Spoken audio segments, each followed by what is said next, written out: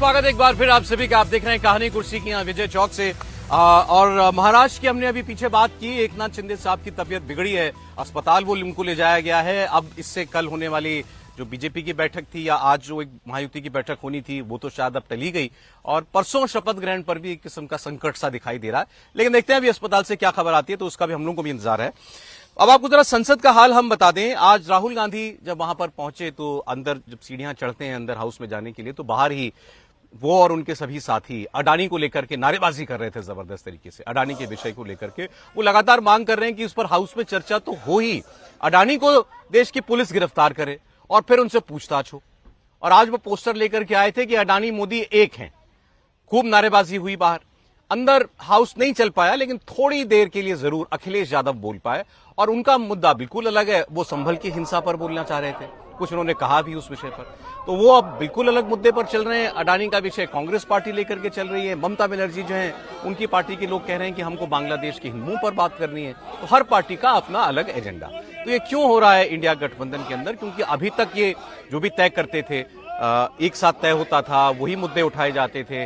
Parliament को नहीं अगर चलने देना है तो सारे लोग आपको अंदर नारेबाजी करते हुए या वेल में आते हुए दिखाई देते थे। इस बार अब वैसा मामला नहीं रह गया है। जरूर अभी भी गतिरोध है, लेकिन मुद्दे सबके अलग अलग हैं, जैसे मैंने आपको बताया।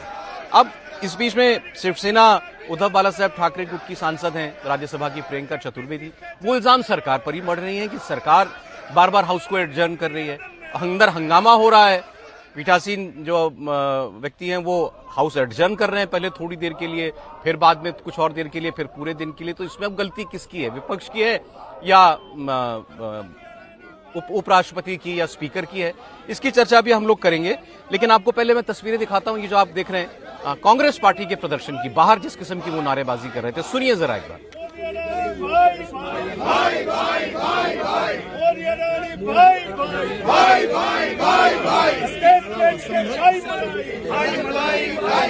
भ्रष्टाचार की जांच करो, जेपीसी की जांच करो, अडानी के भ्रष्टाचार की जांच करो। मोदी अडानी भाई भाई भ्रष्टाचार की जांच करो, ये नारे लग रहे थे। राहुल गांधी बीच में खड़े हैं। उनकी पार्टी के लगभग बहुत सारे सांसद हैं जो उनके इर्द गिर्द आपको दिखाई दे रहे हैं। तो कांग्रेस पार्टी तो अडानी के मुद्दे पर अभी भी कायम है। अब जरा अखिलेश यादव को सुनिए। उनको जितना भी मौका मिला उन्होंने संभल की बात करने के लिए उसका इस्तेमाल किया। अचानक ये जो घटना हुई है, ये सोची समझी रणनीति के तहत वेल प्लान्ड हुआ है, और वहां के भाईचारे को गोली मारने का काम हुआ है। जो घटना हुई है वो सोची समझी साजिश है। वहां जो खुदाई की बात लगातार अध्यक्ष महोदय देश में कोने कोने पर भारतीय जनता पार्टी और उनके सहयोगी और समर्थक शुभचिंतक बार बार खुदाई की जो बात कर रहे हैं अध्यक्ष महोदय, ये खुदाई जो है हमारे देश का सौहार्द, हमारे देश का भाईचारा, हमारे देश का गंगा जमनी तहजीब को खो देगा। जो साजिश हुई, और वो साजिश सोची समझी इसलिए मैं बोल रहा हूँ। उत्तर प्रदेश का चुनाव था, पहले 13 तारीख को चुनाव होना था, और 13 तारीख के चुनाव को उन्होंने बढ़ा करके 20 तारीख कर दिया। हम यूं ही नहीं कहते थे कि संविधान ये मानती नहीं सरकार। हम यूं ही नहीं कहते थे कि संविधान नहीं मानती। जब प्लेसेस ऑफ वर्शिप एक्ट है, संभल का माहौल बिगाड़ने में याचिका दायर करने वाले लोगों के साथ पुलिस और प्रशासन के लोग जिम्मेदार हैं। इनको निलंबित किया जाना चाहिए और हत्या का मुकदमा चलाया जाना चाहिए, जिससे कि लोगों को इंसाफ मिल सके। ये लड़ाई दिल्ली और लखनऊ की है। No please. कभी दिल्ली पहुंचे थे जिस रास्ते, वही लखनऊ वाले उसी रास्ते पहुंचना चाहते हैं।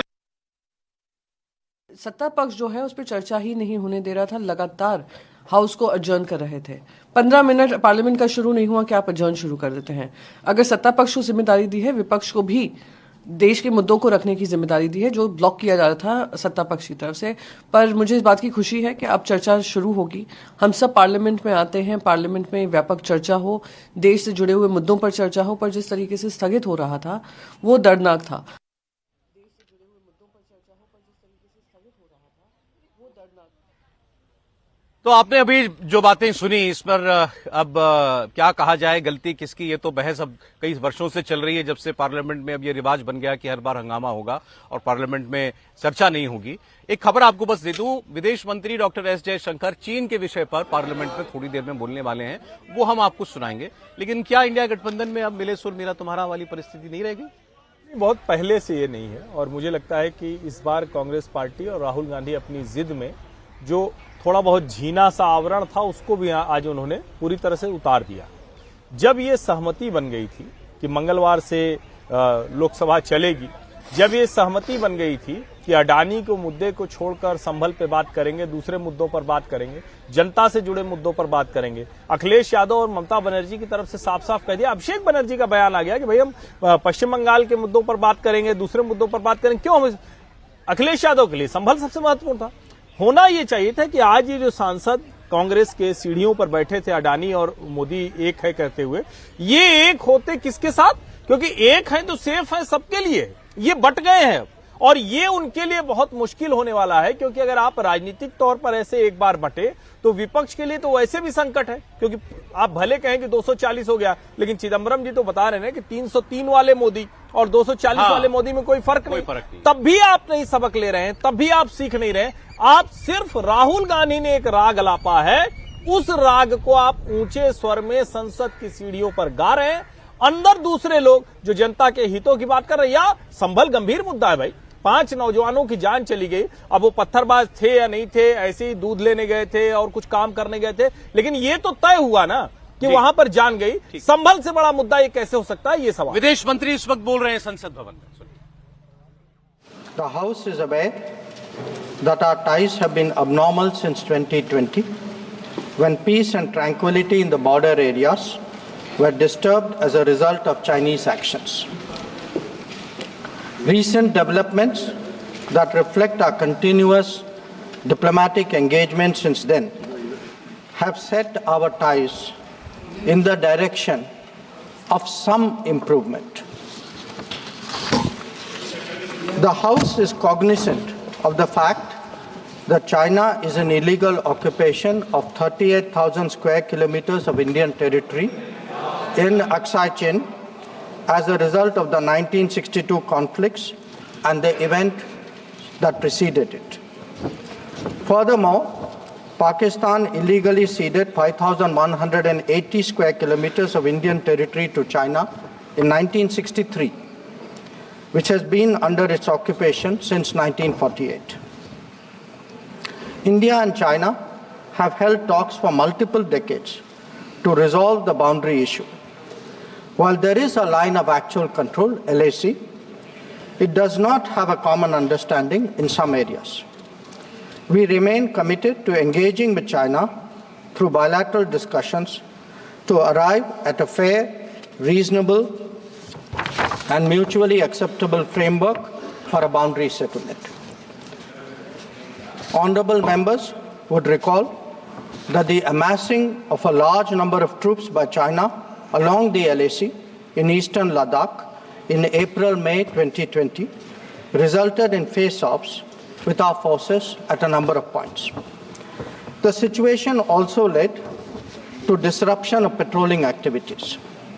It is to the credit of our armed forces that despite logistical challenges and the then prevailing COVID situation, they were able to counter-deploy rapidly and effectively. Honorable Speaker, sir, the House is well aware of the circumstances leading to the violent clashes in Galwan Valley in June 2020. In the months thereafter, we were addressing a situation that had not only seen fatalities for the first time in 45 years, but also a turn of events serious enough for heavy weaponry to be deployed in close proximity to the LAC. While a determined counter-deployment of adequate capability was the government's immediate response, there was also the imperative of a diplomatic effort to diffuse these heightened tensions and restore peace and tranquility. Honorable Speaker, sir, The contemporary phase of our ties with China dates back to 1988, when there was a clear understanding that the Sino-Indian boundary question will be settled through peaceful and friendly consultations. In 1991, the two sides agreed to maintain peace and tranquility in the areas along the LAC, pending a final settlement of the boundary question. Thereafter, in 1993, an agreement was reached on the maintenance of peace and tranquility. Subsequently, in 1996, India and China agreed on confidence-building measures in the military field. In 2003, we finalized a declaration of principles of our relations and comprehensive cooperation, which included the appointment of special representatives. In 2005, a protocol was formulated on modalities for the implementation of confidence-building measures along the LAC. At the same time, the political parameters and guiding principles for the settlement of the boundary question was agreed to. In 2012, a working mechanism for consultation and coordination, WMCC, was established, and a year later, we reached an understanding on border defense cooperation as well. Speaker, sir, the purpose of my recalling these agreements is to underline the elaborate nature of our shared efforts to ensure peace and tranquility, and to emphasize the seriousness of what its unprecedented disruption in 2020 implied for our overall relationship. The situation arising after our counter-deployment in 2020 called for multiple sets of responses. The immediate priority was to ensure disengagement from friction points so that there would be no further untoward incidents or clashes. This, sir, has been fully achieved, as I will explain. The next priority will be to consider de-escalation that would address the massing of troops along the LAC with associated accompaniments. It is also evident that the management of border areas will require further attention in the light of our recent experiences. In all of this, we were and we remain very clear that the three key principles must be observed in all circumstances. One, both sides should strictly respect and observe the LAC. Two, neither side should attempt to unilaterally alter the status quo. And three, agreements and understandings reached in the past must be fully abided by in their entirety. Honourable members would appreciate that as a result of the sustained tension and specific developments in the border areas, our overall relationship with China was bound to be impacted adversely. In the new circumstances, it was obviously not possible to continue the normal exchanges, interactions, and activities as in the past. In this regard, we made clear that the development of our ties were contingent on the principles of mutual sensitivity, mutual respect, and mutual interest. Throughout this period, honourable members would also be aware that government has maintained that India-China relations cannot be normal in the absence of peace and tranquility in the border areas. The combination of a firm and principled stance on the situation in the border areas, as well as a clearly articulated approach to the totality of our ties, have been the foundation of our engagement with China for the last 4 years. We have been very clear that the restoration of peace and tranquility would be the basis for the rest of the relationship to move forward. Since 2020, our engagement was therefore focused on these objectives. This took place at various levels involving different arms of the government. I myself have had meetings with my Chinese counterpart, as indeed has my senior colleague, Raksha Mantriji. Our NSA has also engaged his Chinese counterpart, both being special representatives on the boundary question. More detailed discussions were conducted by the Working Mechanism for Cooperation and Coordination, WMCC, at the diplomatic level. Its military counterpart was the Senior Highest Military Commanders Meeting, SHMC mechanism. The interactions were naturally very tightly coordinated with a combined presence in the negotiations of both diplomatic and military officials. Since June 2020, 17 meetings of the WMCC and 21 rounds of SHMC have taken place.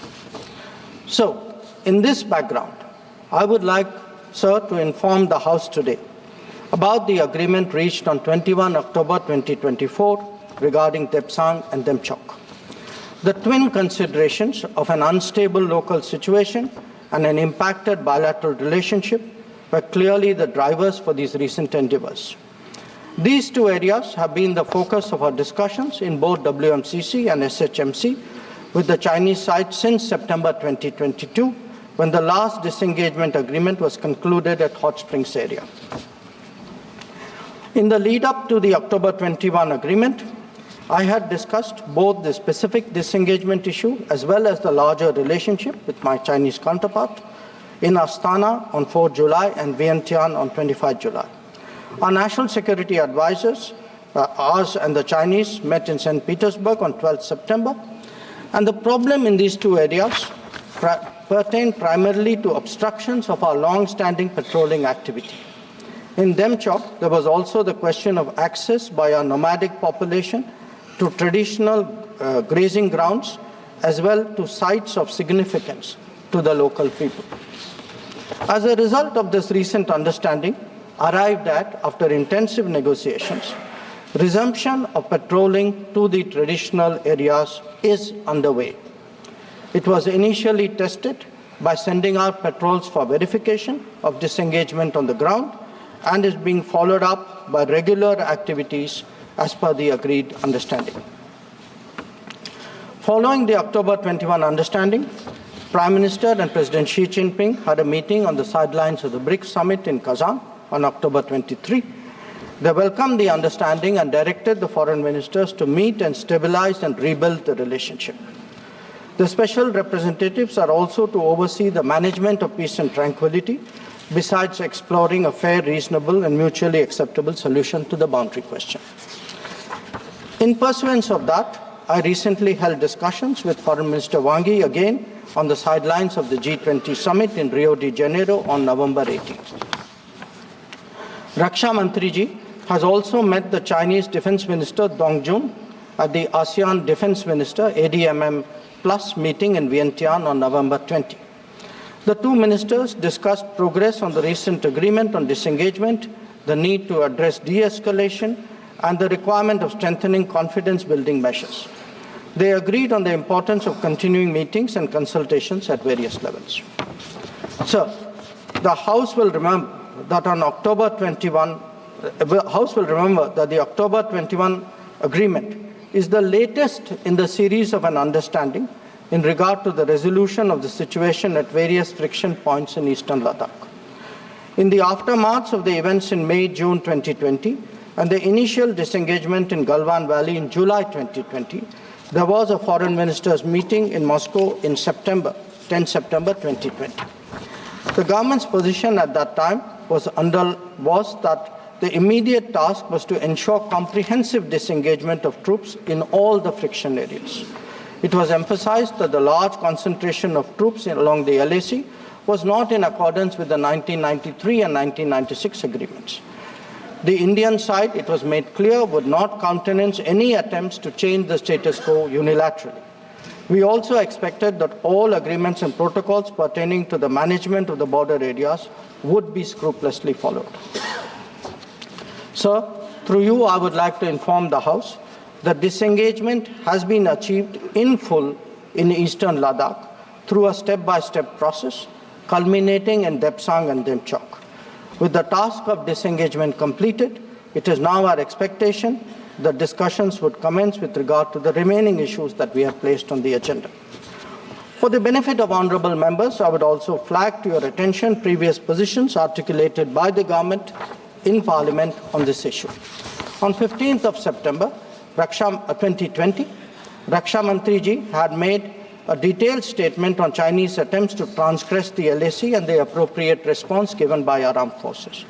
On the 11th of February 2021, Raksha Mantri had again briefed the House about our disengagement agreement in the north and south banks of the Pangong Lake. Thereafter, in August of 2021, a third phase of disengagement took place in the area of Gogra, whereby troops would henceforth be in their respective bases. The next step took place in September 2022, pertaining to the Hot Springs area. Again, forward deployments ceased in a phased, coordinated and verified manner, resulting in the return of troops to their respective areas. The most recent agreement, the October 21 agreement, comes in the wake of the earlier ones. It completes the first phase of what we had agreed to in Moscow in September 2020. As members are aware, there is a long history of frictions, transgressions and face-offs in several sectors of the India-China border. This goes back to Barahoti from 1954, to Longju in 1959, to Sumdurongchu from 1986-1995, and Depsang in 2013, amongst others.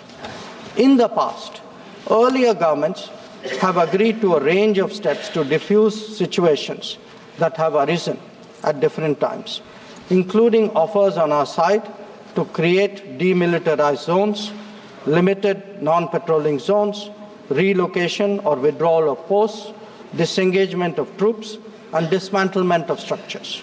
Different locations have seen different solutions being examined.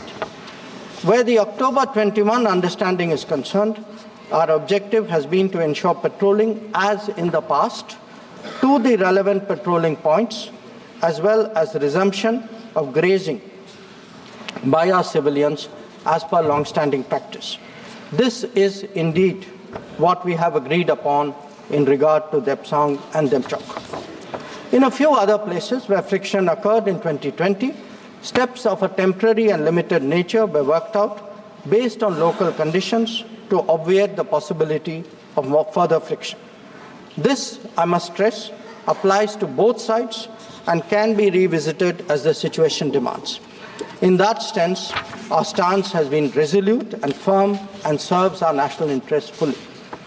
The ensuring of our national security in this manner is the result of cumulative and coordinated endeavors of many parts of the government, obviously centered around our defense and security forces. The competence and professionalism of our services in this period was displayed in our speedy and effective counter-deployment.